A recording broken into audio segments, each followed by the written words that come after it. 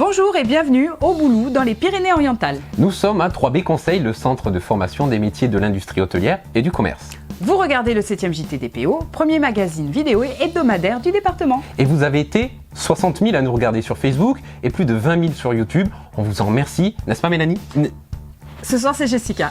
Bon bah, c'est parti Jessica.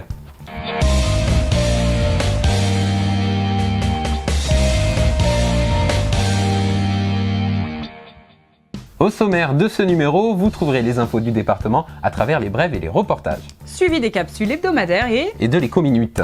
Et oui, ensuite nous recevrons les invités Robert Quadra d'Encre Service à Perpignan, Nicole Wolkonski, présidente de l'association Agir Ensemble et l'excellent groupe Deep Time.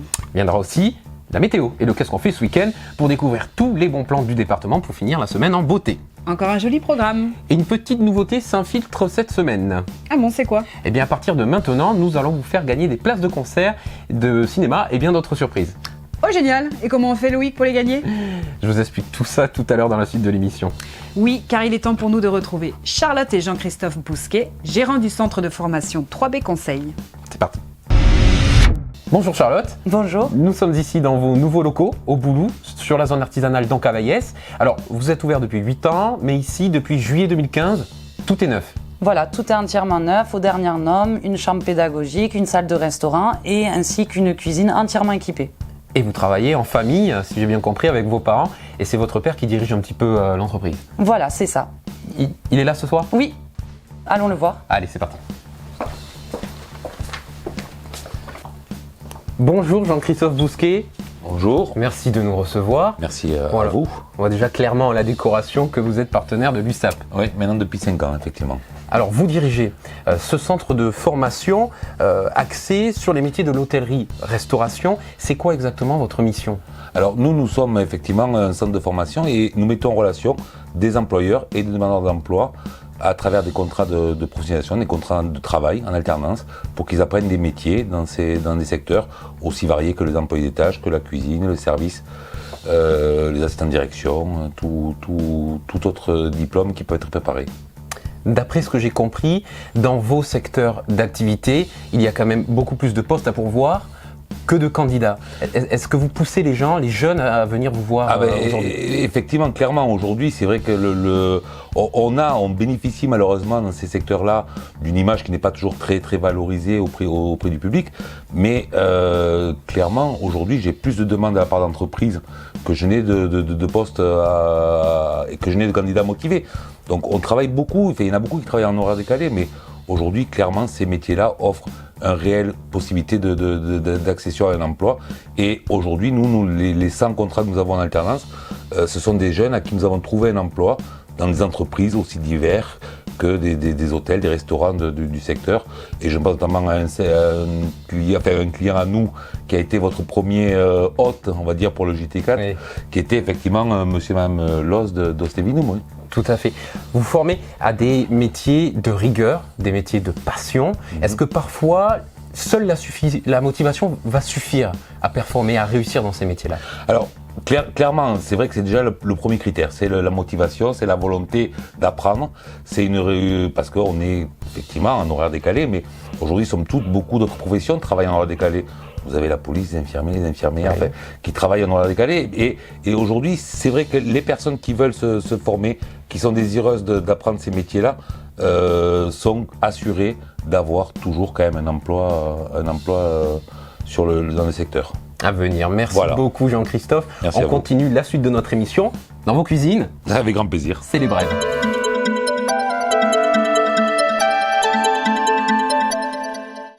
Et on continue ce numéro avec les informations de cette semaine. À Bagnols-sur-Mer, l'Observatoire océanique propose de valoriser l'histoire de l'exploration scientifique et technique des fonds marins depuis 1882, date de création du laboratoire Arago. L'Observatoire va donc valoriser ce parcours historique à travers la mise en œuvre d'un dispositif complet d'exposition comprenant des photos, des films et des hologrammes. Eh bien, ça va envoyer du lourd. C'est fortement possible, oui. On reste sur Bagnols-sur-Mer. Le conseil de gestion du parc marin naturel du golfe du Lion s'est réuni le 19 octobre dernier à Sainte-Marie-la-Mer pour discuter du projet de réaménagement du port. Il a apparemment prononcé un avis favorable, je cite, « simple, sans réserve ni recommandation ». Le conseil aura même salué, je cite encore, l'exemplarité environnementale du dossier présenté. Un bon point donc pour le maire Jean-Michel Solé. Pourquoi tu rigoles?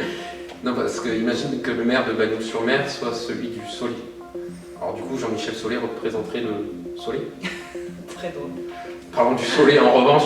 Sachez que le mercredi 18 octobre, un chèque de 2900 € a été remis à Myriam Segui, présidente de l'association Autisme 66 Esperanza. Ces fonds ont été récoltés le 30 septembre dernier à l'occasion d'une course solidaire qui a rassemblé près de 400 participants, la Color Run du Solé. Ce chèque lui a été remis à la salle des mariages de l'hôtel de ville en présence d'Armel Revel-Fourcade, la maire, son premier adjoint et le coordinateur de cette course. À Aisne, la CGT dénombre une quarantaine d'emplois en contrat aidé à la mairie, alors que Yves Barniol, le premier magistrat, n'en compte officiellement que 17. La différence est juste spectaculaire. Qui a dit vrai? Le syndicat grossirait-il les statistiques comme cela se pratique lors des manifs? On le saura bientôt, je pense. Peut-être. Perpignan, on continue. Récemment, le député Romain Gros s'est rendu dans les locaux de l'enfance catalane. Cette visite a permis un éclairage sur cette association hyper dynamique qui emploie environ 160 personnes et représente un budget annuel de plus de 6 millions d'euros. Le Parlement a d'ailleurs salué le travail exemplaire de cette structure qui remplit au quotidien une mission de service public en direction des publics les plus fragiles. En parlant de travail exemplaire, cette semaine nous avons fait la rencontre d'un artisan.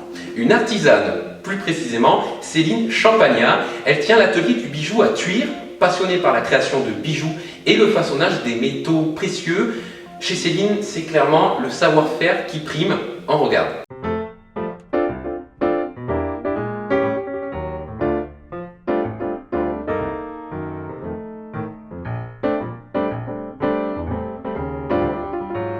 J'ai commencé la bijouterie à l'âge de 15 ans, tout à fait par hasard. Un maître d'apprentissage, un bijoutier, cherchait simplement un apprenti. J'ai postulé et l'essai a été probant et j'ai commencé doucement comme ça, en pré-apprentissage, même j'avais pas 15 ans encore. Je me suis installée 4 ans sur la commune de Thuir. Donc j'avais tous les atouts en main pour pouvoir développer mon métier, notamment le fait de savoir conseiller, accueillir les clients et le travail du métal propre à la bijouterie. Le but de tout ça, en fait, c'est surtout de savoir se servir de ses mains et de faire peut-être profiter aux gens d'un savoir-faire pas donné à tout le monde, puisque c'est très long à apprendre et c'est très passionnant parce que on réalise des choses et c'est surtout le résultat quand on montre aux gens ce qu'on a fait. Le fait d'être une femme, c'est pas facile parce qu'on s'imagine pas forcément ce que c'est que de travailler en atelier. C'est pas forcément très propre, il faut oublier tout ce qui est manucure, on n'est pas forcément bien habillé tout le temps. Moi, ce que je privilégie, c'est surtout le travail à façon. Donc, ce qu'on appelle le travail à façon, c'est proposer de travailler avec l'or des gens. Voilà, surtout le métal de la personne. Et on peut fabriquer plein de jolies choses à des prix vraiment très sympas et très abordables.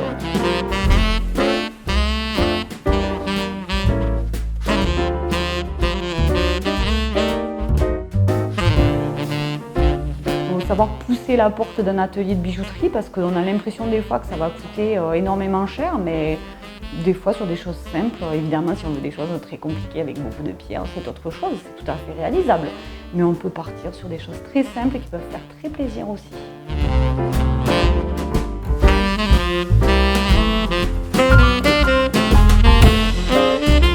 Une personnalité généreuse et pétillante. Et oui, et on vous invite vraiment à pousser la porte de son atelier, place de la République à Thuir. Pour vendre, le département propose d'équiper le port avec une station de lavage à flot. Pour le carénage de bateaux, cet équipement fonctionnant à l'eau de mer permettra à terme la suppression de l'utilisation des peintures anti-fouling. Et qui sont des peintures, on le précise, qui ne permettent à aucun animal marin de s'accrocher à la coque d'un bateau. Oui, c'est exactement ça, ça m'épate. Merci.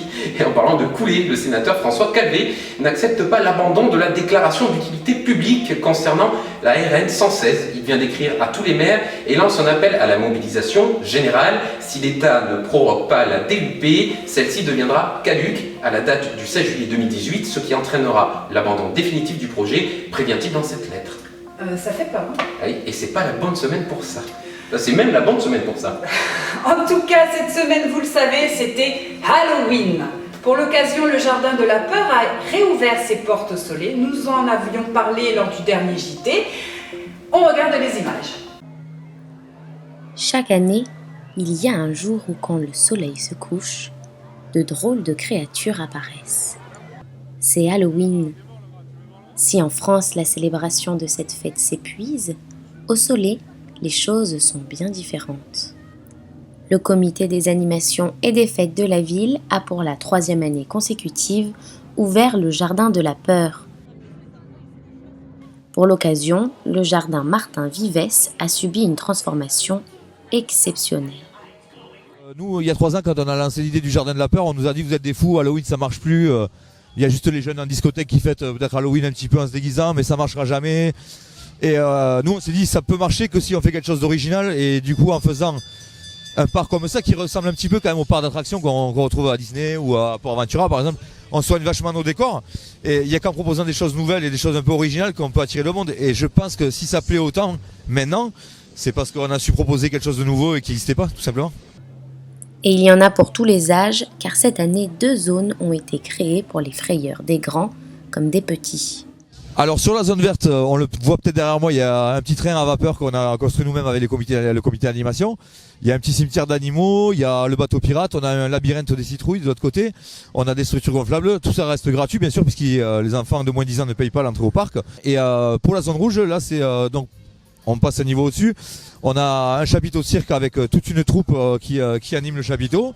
On a une zone cannibale avec des mangeurs d'hommes bien sûr. On a une zone zombie. Une maison hantée, un cimetière rempli de sorcières et de personnages plus farfelus les uns que les autres et ça fait le bonheur de tout le monde parce que franchement on a de très très bons retours depuis 3 jours. Voilà. Plus de 40 bénévoles et figurants se sont mobilisés pour créer un décor plus vrai que nature. Zombies, sorcières, clowns et tronçonneuses, le show est complet pour procurer le plus de sensations possibles. Ça me fait vraiment peur un peu, mais c'est plus la tronçonneuse qui me fait peur, le reste ça va. Parce que moi ça me fait plus rire d'entendre les réactions des autres que peur. On est venu au Jardin de la Peur pour avoir peur, essayer d'avoir des sensations. Tout à fait, oui, les activités proposées sont adéquates aux plus petits et aux plus grands. 3 soirs pour vivre dans le monde d'Halloween, c'est le concept de ce Jardin de la Peur qui a su ravir les grands et les plus petits. Ça avait l'air plutôt sympa. Ne vous inquiétez pas, ils seront sûrement de retour l'année prochaine. C'est tout pour les infos aujourd'hui. Dans un instant, on vous explique comment gagner des places de ciné et de concert. Juste avant, on passe aux capsules du JT. Si vous le savez, les petites émissions que nous retrouvons toutes les semaines, je sais que vous savez, on regarde ça. Ah bah allez, c'est parti Loïc. C'est parti.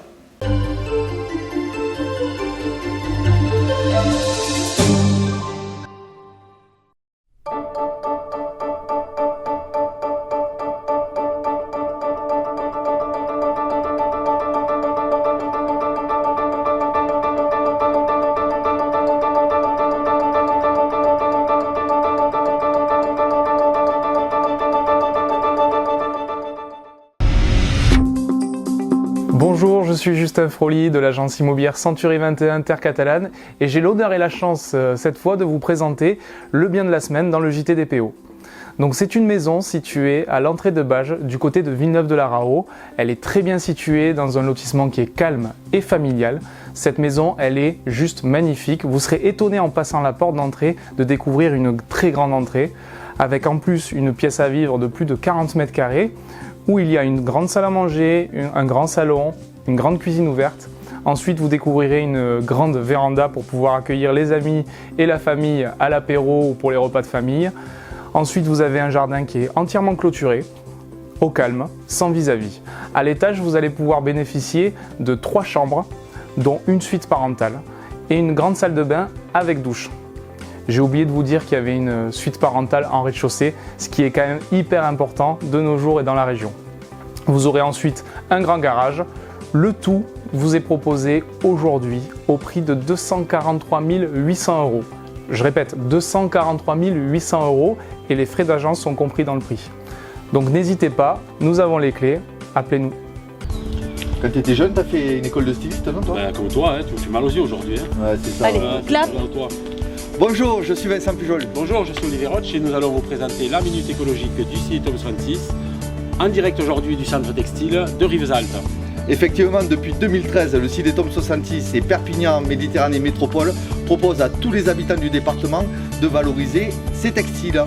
Plusieurs solutions sur le département. Sur le département, nous avons 2 solutions. Un réseau de 23 associations solidaires et locales qui récupèrent notre textile usagé ou en bon état.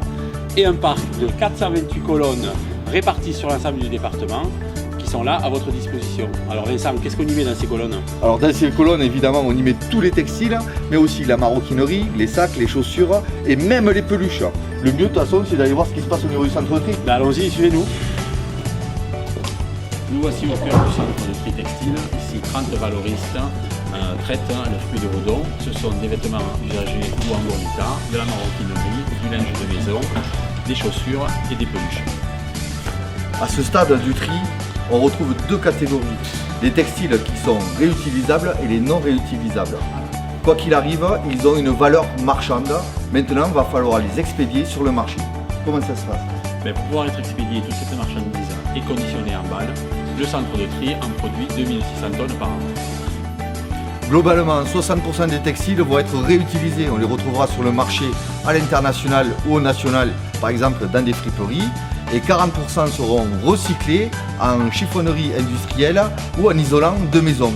Mais surtout, il faut penser aux associations locales, Olivier. Effectivement, les 23 associations locales sont répertoriées dans le guide textile disponible dans toutes les mairies et les communautés de communes. N'hésitez pas à vous le procurer.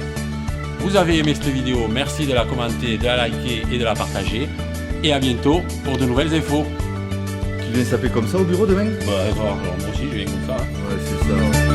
C'est le moment pour nous de retrouver nos invités de la semaine. Et oui, comme nous aimons les Pyrénées-Orientales, dans chaque numéro, nous faisons la rencontre d'un chef d'entreprise, d'un président d'association et d'un artiste. Allez, place aux invités. C'est parti.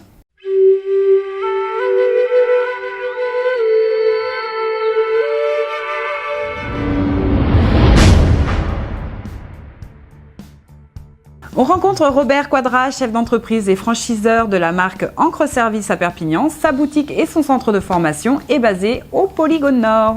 Bonjour. Bonjour Robert Quadra, c'est vous qui avez lancé la première franchise française de recharge de cartouches d'imprimantes? Oui, tout à fait. On a lancé la franchise Encre Service en 2005 à Clichy, en région parisienne.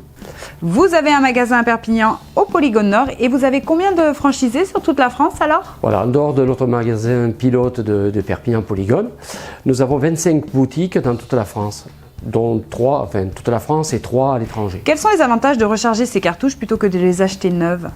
Le gros avantage déjà, c'est l'économie. Donc les particuliers, les entreprises qui viennent se faire recharger les cartouches chez nous économisent jusqu'à 70%. Ensuite, c'est également un geste écologique puisque plutôt que jeter sa cartouche, on peut la remplir 1 fois, 2 fois, 3 fois. Ce sont autant de déchets qui ne sont pas jetés dans la nature. Vous êtes sûr que ça n'abîme pas les imprimantes? C'est clair que les constructeurs disent qu'il faut absolument mettre des cartouches d'origine, bien sûr. Ils défendent leur gagne-pain. Mais bien sûr que non, ça n'abîme pas du tout les imprimantes. C'est un petit peu comme si on mettait un nouveau moteur dans le véhicule. À la limite, si la cartouche qu'on a remplie ne fonctionne pas, on remet une cartouche neuve et l'imprimante elle redémarre. Ça n'abîme pas du tout l'imprimante. Merci Robert, grâce à vous, on va faire d'énormes économies. Écoutez, avec plaisir, venez nous rejoindre à Polygone. On accueille Nicole Wolkanski, présidente de l'association Agir Ensemble. Nicole, bonjour. Bonjour. Vous êtes aussi élue sur Arles-sur-Tech. Je suis une élue sur la commune d'Arles-sur-Tech et la communauté de communes du Haut-Val-Espire qui comprend 14 villages. Impliquée donc dans la vie locale, et on est venu vous chercher pour prendre la présidence d'Agir Ensemble. Quel est le but de votre association ? C'est une association intermédiaire qui permet de procurer du travail à des salariés en petit contrat et destinée donc à remplir des missions auprès de particuliers, d'entreprises et même de communes et d'administrations, on dira. Voilà. Le 8 novembre, vous organisez la journée solidaire. C'est quoi le concept de cette journée ? En amont de cette journée solidaire, nous avons des bienfaiteurs, des donateurs et nous recherchons évidemment des vêtements, de la vaisselle, des appareils électroménagers en bon état, des matelas, toutes sortes d'objets qui peuvent aider des personnes en difficulté. Beaucoup de vêtements également qui sont bien nécessaires avant l'hiver et des jouets parce que Noël se profile à l'horizon et nous recueillons des jouets. Est-ce que vous sentez une amélioration sur la vie des gens ou est-ce qu'au contraire, ils ont de plus en plus besoin de vous? Je pense que nous sommes de plus en plus utiles. Il y a vraiment des gens en souffrance au niveau alimentaire, au niveau du matériel. Quand ils ont un petit appartement, ils n'ont pas de quoi meubler l'appartement. Il faut les aider. Et cette journée solidaire qui a lieu le 8 novembre à 9h permet justement de pallier certains problèmes. Tout au long de l'année, évidemment, nous recevons des gens qui cherchent des heures de travail et nous pouvons être amenés, avec les travailleurs sociaux également, de dépanner ces personnes. Alors, vous agissez sur quel secteur géographique exactement? Nous sommes sur Arles-sur-Tech, mais nous travaillons jusqu'à la côte. Alors, que peut-on faire pour vous aider? En parler, échanger et parler d'Agir Ensemble, parce que c'est une merveilleuse association. Bon, et c'est aussi pour ça qu'on vous a invité au JT des PO. On va tous partager cette vidéo pour faire connaître l'association Agir Ensemble. Merci Nicole. Merci. On reçoit maintenant le groupe Dead Time. Bonjour. Bonjour. Bonjour. Vendredi 3 novembre, vous faites la première partie du concert des 20 ans du peuple de l'herbe au Mediator de Perpignan. Vous êtes encore jeune. Comment d'un coup vous accédez à une scène aussi prestigieuse? En fait, c'est grâce à Julien qui est venu nous voir en résidence à la Casa. Et ça lui a plu et du coup il nous a programmé avec le peuple de l'herbe. Du coup on est content de faire cette date, le 3 novembre. D'où vient ce nom, Dead Time? Alors, je vais l'apprendre ça. Alors c'est un petit peu compliqué, je vais essayer d'être le plus simple possible. En fait, Dead Time c'est un terme qui est utilisé en électronique pour décrire un temps, en fait, un intervalle de temps pendant lequel un appareil ne peut pas fonctionner, de par son fonctionnement en fait. Par exemple, un appareil de mesure qui serait calibré pour prendre une mesure toutes les secondes, le dead time c'est le temps qu'il y a entre chaque seconde. Donc potentiellement un intervalle de temps pendant lequel il peut advenir des événements qui ne seront pas quantifiés. Voilà. C'est un petit peu tordu, mais bon, le concept nous a plu, l'idée, la phonétique nous a plu. Donc, Où peut-on écouter votre musique aujourd'hui? Vous pouvez la trouver sur le site qui est deadtime.fr. Puis voilà, il y a toutes les actus du groupe et puis vous avez la possibilité de les écouter, de les télécharger. Pour l'instant, il n'y a que 2 titres et on sort notre album en février de 2018. Du coup, voilà, on est content là-dessus. Super, on est très content de vous avoir découvert, on adore ce que vous faites. On se retrouve à la fin pour écouter un extrait de votre travail. Merci à toi. Merci à vous. C'est maintenant l'heure de la météo des PO. Et oui, tout à fait, chaque semaine, c'est vous qui venez présenter la météo. Vous connaissez désormais la chanson, vous pouvez venir vous faire remarquer sur notre plateau. Oui, qui que vous soyez, quelle que soit votre motivation. Venez vivre une super expérience. Et pour cela, rendez-vous sur www.jtdpo.fr ou composez le numéro qui s'affiche sur l'écran. La météo vous est présentée par Planète Cash, Masguerido et Polygone Nord. Bonjour, je m'appelle Corinne Quadrat de la société Encre Service. Vous êtes ici dans la salle de formation. Je vais vous présenter la météo. Demain, il fera beau sur le département avec néanmoins quelques nuages sur le littoral et la plaine. Les températures évolueront entre 16 à 20 degrés. Un peu moins bien pour ce week-end. Samedi matin, le temps sera couvert et surtout en Roussillon, le thermomètre affichera de 16 à 21 degrés. L'après-midi, il y aura des averses orageuses sur le parti ouest du département et en altitude, les températures du coup baisseront de 8 à 10 degrés sur les hauteurs.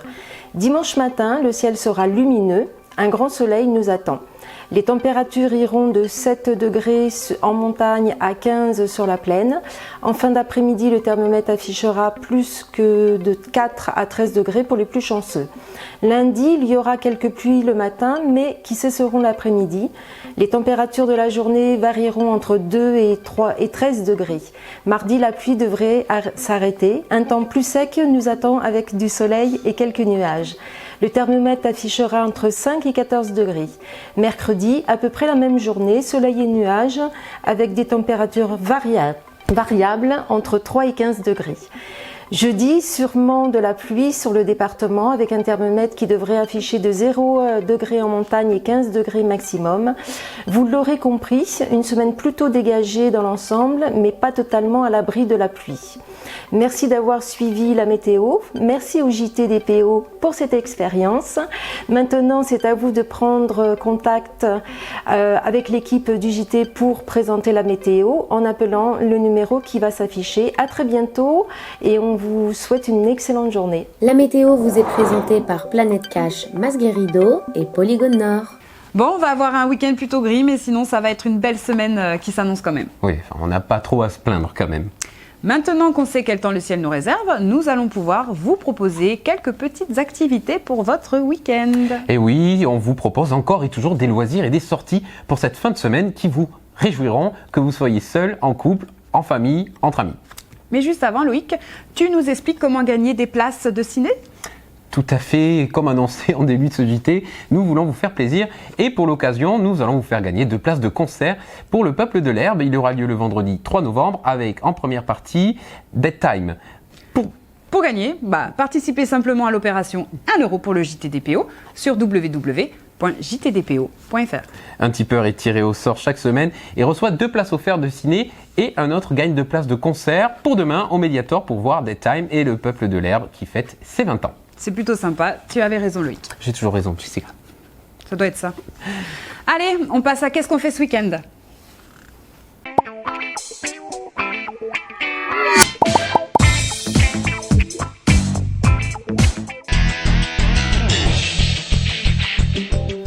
Ça va un peu vite entre nous quand même là. Quand même Loïc. Bon, je dis ça. Bon. J'espère que Mélanie ne regarde pas. Tournée manège. La foire Saint-Martin est revenue. Le 2 octobre, elle s'est installée comme parc d'attractions à Perpignan. Jusqu'au 26 novembre, profitez des grands frissons, des émotions et d'un plaisir à partager en famille ou entre amis avec les 130 attractions de la foire. Et pour les fans de Roland-Garros, rendez-vous au 10e tournoi international de tennis ITF au Grand Stade Les Capellans à Saint-Cyprien. Les meilleurs joueurs internationaux juniors s'y affrontent jusqu'à dimanche. Ça risque d'être intéressant. Après le tennis, le plaisir de la bouche vous attendent samedi et dimanche à Canet-Plage pour le premier salon du chocolat et de l'artisanat gourmand. Plus de 30 artisans vous font vivre des moments tout en douceur avec une fontaine en chocolat installée au voile rouge. Miam miam. Et si vous culpabilisez de l'orgie chocolat, faites un saut au stade surf de la Toussaint, c'est sur la plage de la Jetée et c'est jusqu'à samedi soir. Ou bien faites un grand plongeon en Méditerranée avec les premières rencontres du film d'archéologie sous-marine à Port-Vendre et Collioure. Vendredi et samedi, conférences et projections de films sont au programme. Soirée pour public averti, vendredi à la Casa Musicale avec Balance ton 16, l'événement Open Mic pour tous les MCs éclairés. Tu mixes ou tu rappes toi, Jessica ? Non, mais je connais le hip-hop. C'est comme le Peuple de l'Herbe. Hip-hop électro-rock alors. Ouais, c'est ça. Eh bien, sachez qu'il passe à El Mediator vendredi soir à 21h. Avec en première partie, on le disait, Dead Time. Samedi soir, on change de registre à la salle La Catalane à Île-sur-Tête avec la comédie musicale Mamma Mia. Cette comédie très connue qui reprend les chansons d'Abba seront interprétées par l'Asso Tendance en collaboration avec Aziza. Pour les enfants de moins de 10 ans, un billet est échangé contre un jouet neuf. Et avec l'argent et les jouets récoltés, l'association Aziza aide les enfants hospitalisés dans leur combat contre le cancer ainsi que leurs parents. Une belle initiative. Sinon, le rendez-vous des bâtisseurs, c'est à Prat ce week-end avec le 2e salon de l'habitat du Conflent. Des exposants seront là pour vous conseiller et des animations vous y attendent à la Halle des Sports. Et pour les fans de brunch, sachez que le restaurant gastronomique L'Almandin lance les dimanches brunch des contractions gourmandes à partir de dimanche prochain, le 5 novembre, de 11h30 à 14h. Le chef et son équipe sélectionnent à chaque fois un ensemble de mets haut de gamme, plats sucrés et salés. Boissons chaudes. Des jus de fruits. Grand buffet de viennoiserie. Voilà, il y a aussi des salades de fruits. Bacon rayé. Oui, des veloutés, du saumon fumé, du foie gras. Plateau de fromage, fontaine à chocolat, tarte de saison. Voilà, on va pas tous les faire, mais en tous les cas, il y aura plein de bonnes choses et surtout plein de bonne humeur. Pour plus d'informations, contactez le numéro qui s'affiche en bas de vos écrans. Et on termine ce beau programme avec une explosion des sens gustatifs à Rivesaltes. C'est le grand marché des saveurs authentiques du producteur au consommateur et c'est au Dôme de 10h à 18h. Tout ça au panier. On espère que vous passerez tous un excellent week-end. Et si vous vous rendez à l'un de ces événements, n'hésitez pas à nous donner vos avis, mais surtout soutenez-nous en partageant ce magazine vidéo au maximum. Comme on aime bien le rappeler, le JTDPO est un magazine qui est gratuit, financé par les habitants et les entreprises des Pyrénées-Orientales. Et oui, et ça c'est pour pouvoir rester indépendant. Alors soutenez-nous en participant à l'opération 1 € pour le JTDPO sur www.jtdpo.fr. On compte sur vous. Merci d'être avec nous. Et rendez-vous la semaine prochaine, même jour, même heure. Et d'ici là, portez-vous bien!